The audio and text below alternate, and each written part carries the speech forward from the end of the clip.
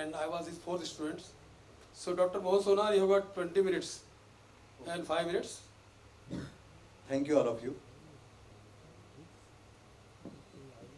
Today I am presenting my topic on fossil Thalamoporellid Bryozoans from the Neogene sediments of Western Kachchh, Gujarat. Actually, in abstract, fossil Thalamoporellids and Microporid, it was like that. Maybe somebody will give me afterwards, it is mentioned like that, but after published this paper, it was corrected like this. Actually, this group was also kept in little known groups, but it is a very much known group in the world. Only in India, this group is little known, it is considered. Because before myself, Dr. Badwe and myself, only Dr. A.K. Guha has worked on this group. And very few people, maybe from Lucknow University, Dr. Tiwari, he has worked on 2-3 genera. Next.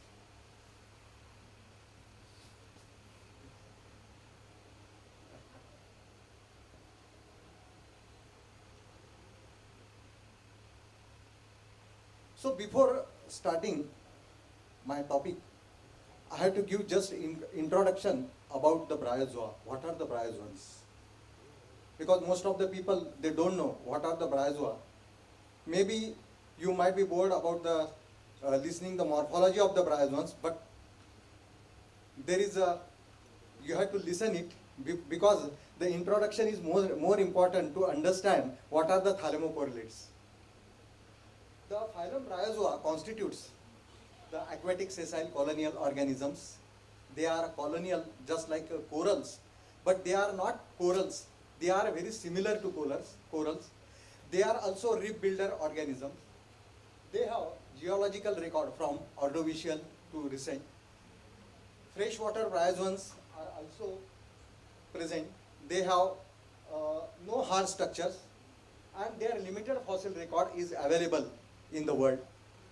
Bryozoan colonies can be encrusting, they are arborescent or free living. Bryozoan colonies encrusting on various types of substrates in marine environment. Individual module in a colony called as a zooid and are generally microscopic, maybe 1 millimeter in or less. So the bryozoan life cycle is very simple. Sexual reproduction is by external fertilization. Free swimming larvae search a suitable substratum to settle down and metamorphose into primordial zooid called ancestrula. So ancestrula in due course of time builds a new colony by budding new zooid asexually. There are both type of reproduction is found in bryozoa, sexual type of as well as asexual type of reproduction. In bryozoa, the zooids are hermaphrodite zooids are also found. Both sexes are present in bryozoans. So here it is an idealized typical autozooids or the zooids are shown. Here is the growth of zooids is from left to right. See, the fully grown autozooid is shown where the lophophore is came out of zooid, which is just like a flower. This. So, it is.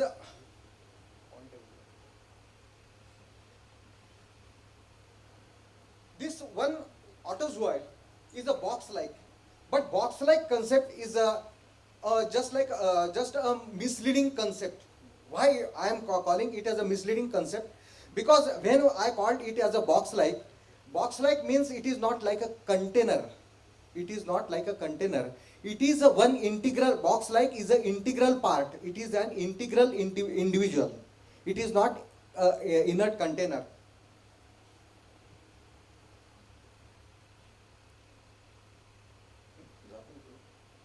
See how the lophophore comes out of just like a flower. These are the different types of lophophore. They come out of autozoid for taking the prey or a food.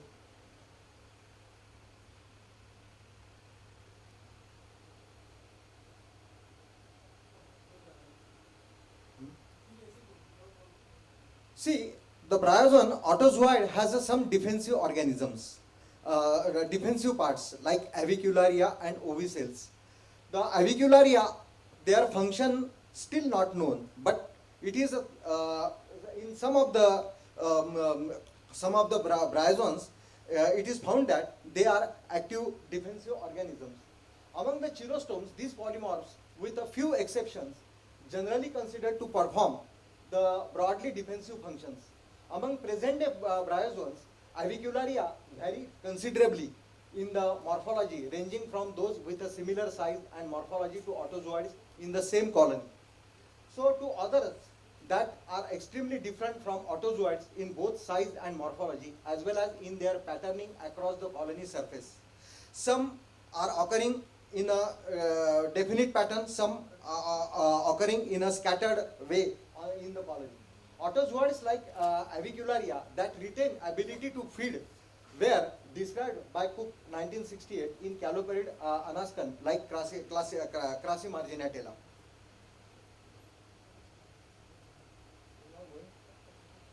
इसका direction नीचे जा रहा है नहीं वो पहला वाला diagram. See, here it is the schematic diagram of some of the main types of avicularia found among the chelostome bryozoans are shown here. And here the Parasmithina tropica, I have reported it from the Holocene of the west coast of India. Here some of the avicularia are shown. They are different types. So in the figure B, the close-up view of the avicularia, which shows the rounded type of the rostrum in which, and another, it is having the acute rostrum, acute tip is seen here. The name avicularium refers to the superficial similarity to those of the polymorphs in some chelostomes to a bird's head situated atop of a flexible stalk that vaguely resembles an avian neck. In this diagram, the bird's head avicularium. This much ultra basic is not needed, I think. इतना जो ज़्यादा basic है, it is not needed. No, I am just telling. Just wait. With intact mandible in bugula, this avicularia moves in a 180 degree like this, bird's head like this.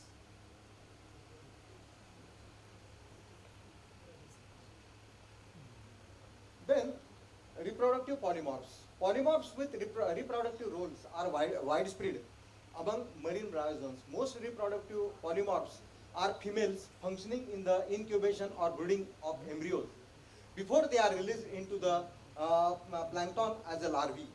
The nature of female zooid is very different in living stenolimates like cyclostomes and chelostomes. Male polymorphs are less common but are known in a few genera of chelostomes. Next. Almost all modern stenolimates, cyclostomes are known to possess gonozooids, called as the enlarged zooids, that contain numerous embryos simultaneously. Only a few gonozooids may be present in each colony. Indeed, finding any gonozooid at all can be difficult, hampering identification as these polymorphs have a high taxonomic value. The aperture known as uaciopore functions as a point of exit for the larvae. Cyclostome gonozooids vary in shape, elongate, broad, and yet complex shapes with chambers penetrated by autozoidal tubes. Next. See, there are different gonozooids in the cyclostomes, how their shapes and their uaciopores are seen in that. Next. The majority of the species of living and extinct chelostome brood their embryos. The commonest is the brooding in a calcified capsule-like structure called an ovicell located at the distal end of the zooid, just beyond the orifice. Ovicells are double-layered structures with an inner entooacium and an outer ectooacium separated by a narrow ooacial coelom. Primitively, both of these layers are fully calcified, but in more advanced chelostomes, pores may be present in ectooacium, or this layer may be partly or entirely uncalcified, exposing the underlying endoecium at the skeletal surface. Next. See, these are the ovicells in the chelostomes. How they look like. Next. Then colonies. How the colonies are there.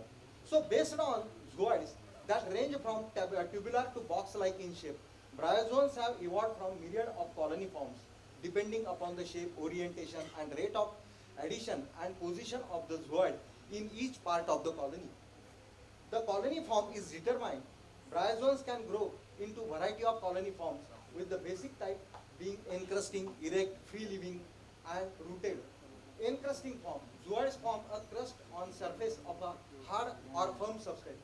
These forms include following subcategories like runners. Dr. Sonar, you show what you have discovered. Okay, sir. Just Okay. why are you disturbing me? Okay. What I have to tell, I know. Okay. These grow as a uniserial of narrowly multiserial ramifying branches. Second, single or multi-layered sheets. Single and multi-layered sheets of bryozoans grow on hard substrate such as a bivalve or gastropod shells, tables, oyster shells, etc. Erect form.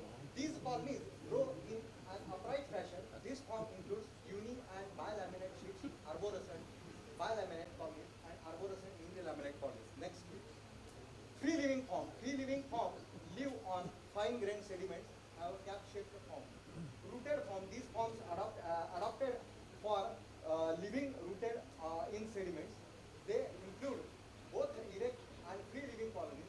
They are adapted for life on sediments, constituting innumerable top-shaped, globular, conical, and stellate colonies of a few millimeter width and length. See here, different forms. Different forms are shown.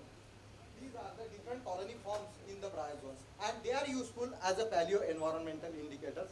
Why I have told all these Ramayana? Because of that. Next. Then paleoecological significance of bryozoans. See, bryozoans are not useful for biostratigraphy because they are long age. They are long ranging. Again, they are not very good paleobathymetrical indicators because they are encrusters and they get wherever they get hard substrate, they can grow. So that they are not good indicators of paleobathymetry. So for that you have to take the use of foraminifers or bivalves. But they are very good indicators of salinity, temperature and other factors. So paleoecological studies of fossil bryozoa depend on understanding of the present day forms. Fossil bryozoans can be useful in determining ancient sedimentary environment, low sedimentation rates, then low and high energy environment. They can very well they indicate. These organisms can tolerate a wide range of salinities as well as temperatures. Thus, they can be used as a tools to infer salinity fluctuations and ancient water temperatures. Bryozoan distribution is controlled by the availability of suitable substrate for larval settlement and subsequent colonial growth. Hence, the relationship of bryozoan colony with the substrate is an important aspect in paleoecology.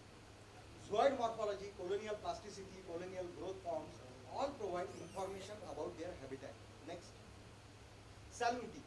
It is observed that 35 parts per thousand or a slightly less salinity appears to be normal for the development of bryozoan species.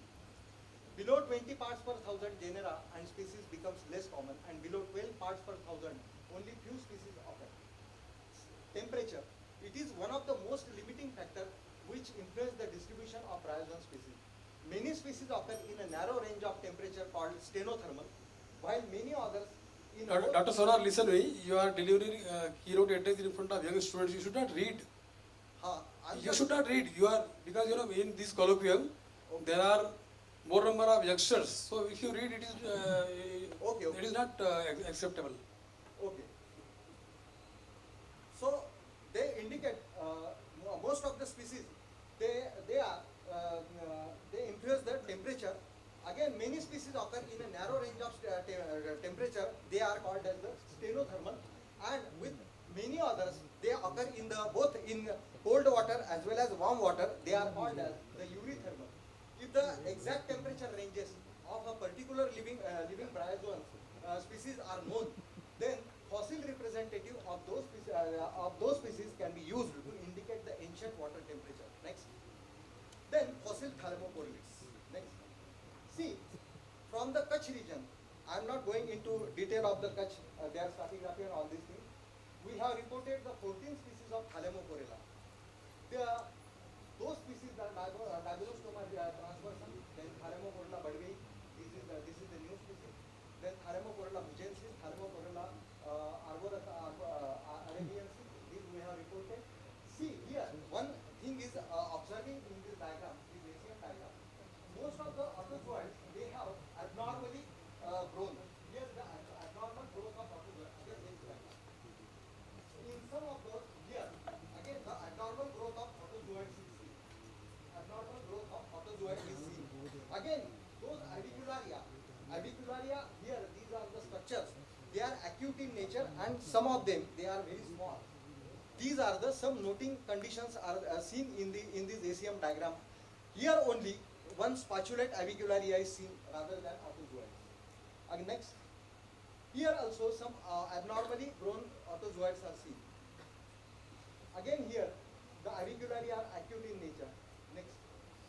Here again, these two autozoids. Dr. Sonar, you have got 5 minutes to complete. Huh? Okay, I am coming to conclusion. Abnormally grown. Next. See, the conclusion is that why they are abnormally grown and why the avicularia are acute. In Kachchh region, we have reported the 14 Thalamoporellid species. The behavior, anomalous behavior of autozoids indicates that there is a sudden reduction in the salinity is found. And these Thalamoporellid bryozoans are very sensitive to salinity, reduction in salinity, so that there is an anomalous growth in the salinity is found. And it is also supported by the associated fauna. There was a reduction in the salinity during the Miocene period. So that this anomalous behavior, so they are very sensitive. There is a very sensitiveness is found in this. And again, further the Thalamoporella occurring in the Kachchh region, they are very different from the world. Why? Because in the world, other Thalamoporellids they have very broad avicularia, they have spatulate mandibles, they are broad in nature. But in Kachchh region, they are acute avicularia and they are growing very smaller. Why? Because the reduction in size of avicularia is due to the position of Indian subcontinent was close to equator during Miocene time. So, because of that, the environmental condition, there was influx of fresh water, reduction in salinity, so that there was growth of those avicularia and growth was anomalous. All these things was there, and this was the inference. Okay, thank you.